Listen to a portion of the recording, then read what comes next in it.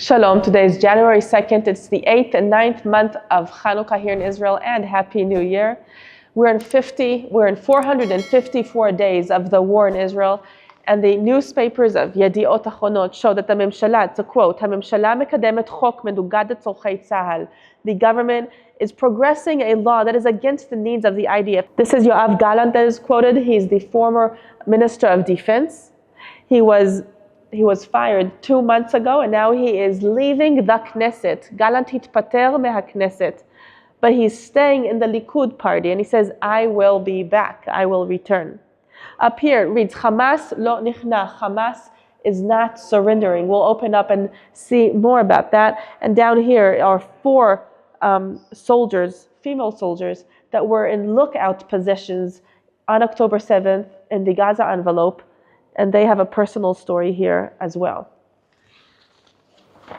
Here's the main article about Yoav Galant. He gave a speech yesterday and it reads, "לא אוכל להיות שותף לחוק גיוס שמנוגד לביטחון ישראל." I will not be able to be part of a law of enlistment that is against the security and the safety of Israel. He's speaking about the law of evasion, or the law that exempts the religious to enlist into the IDF. This is because the government right now is heavily influenced by the ultra-Orthodox parties that are wanting to support the Jews, the ultra-Orthodox Jews, studying Torah instead of enlisting to the IDF. And this is a very controversial law in Israel. Most people, soldiers think that everybody needs to carry the load and serve together and not just study Torah.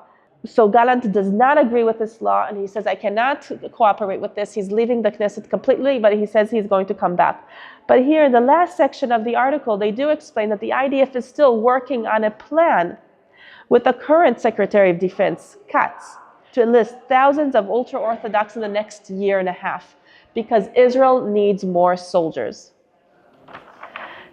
The next headline, the next article, מהלומה צבאית בלי חלופה שלטונית. A military hit without a governing alternative. This is about Gaza and about Hamas in Gaza that is not surrendering. Israel במלחמה. Israel is at war. Hamas נפגע. Hamas has gotten hit. אבל לא נכנע, but has not surrendered. ההצלחות הגדולות של הלחימה לא יכריעו את ארגון הטרור. The big successes of the war, of the fighting, will not surrender, will not cause the terror group to surrender.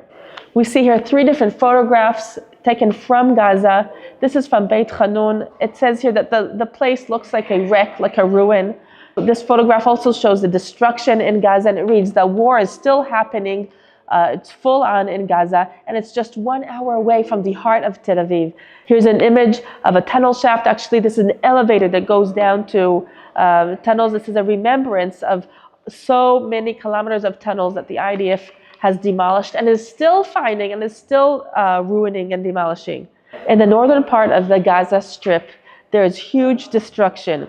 And when you walk around with the forces there, with the IDF forces, you can understand why. Because even after more than a year since the beginning of the war, every corner is suspected as being dangerous.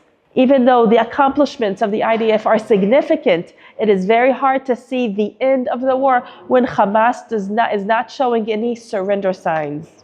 The only solution that the government of Israel is not going forward with is a governing alternative that will kick out the leadership of the terror group called Hamas. The writer of the article is in Gaza. He's writing from within Gaza, walking around with the fighters there, and he's explaining about the different challenges, about what he's hearing from the soldiers. One of them, it says, the challenge is to keep the resilience, because soldiers die from right and left. There's one location there that the commander said, look, 12 soldiers died here, the price is so high. And yet the friends of those soldiers go to sleep with lost friends, wake up, and they need to continue to fight. I'll highlight a key sentence here. It says there's bad news, even though there's great military accomplishments. The bad news is this, that it's hard to see the end of this war. To clean out just the northern part of Gaza completely will take more months, many more months. Second of all, there is a very high price for all of this. There are those who are injured, there are those who are killed. Thirdly, Hamas is not showing any surrender signs. Even in the northern parts of the Gaza Strip, where there are some villages, neighborhoods, and little towns, still there are rockets being launched from there, from where the IDF forces are. There are still attempts of launching rockets into Israel. There are still attempts to kill the IDF soldiers that are there quite strongly, quite forcefully. Hamas somehow still has money. It's using the humanitarian aid trucks as well. It's still paying their soldiers, their activists, and they're still recruiting more activists. Hamas is staying strong. Finally, they're saying that there is a big problem to Israel because Hamas will continue to stay strong if there will be no alternative to their governance being initiated from the government of Israel.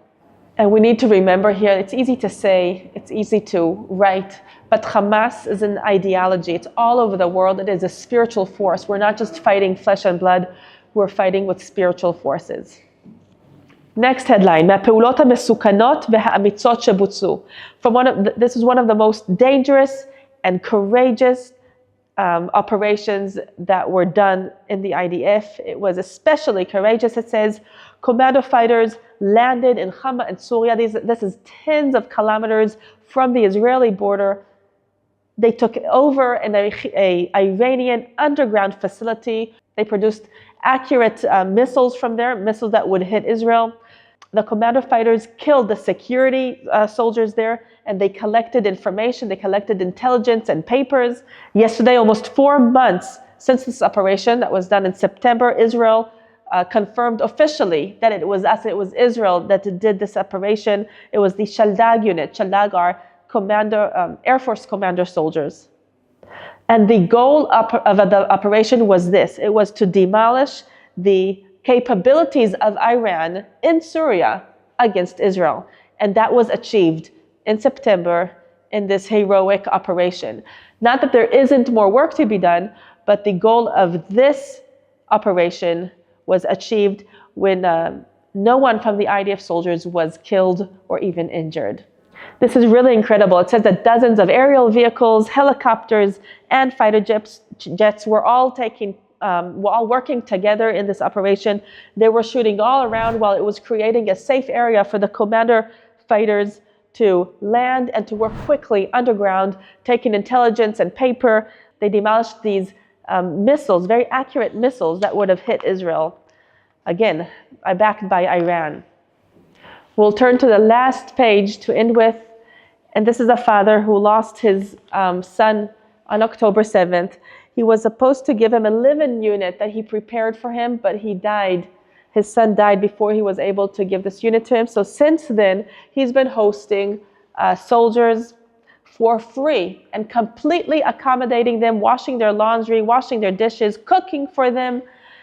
This is all to remember Nadav, 20 years old, that was killed on October 7th in the Nova Festival right outside of the Gaza Strip. And he says, everything is for free. I'm happy to do this to commemorate the memory of my son, Nadav. This makes me so glad to host Nadav's friends here and to host other reserve soldiers that come here. The rumor went from mouth to ear, as you say in Hebrew, and there were those that came to sleep in the living unit after they've slept in their cars for days. This is the little bit that I can do. God bless him. Thank you for supporting Israel, for supporting All Israel News. If you like this video, please like it. And for more news that matters, go to allisrael.com and follow us on our social media. Thank you. This is Rotem again for All Israel News.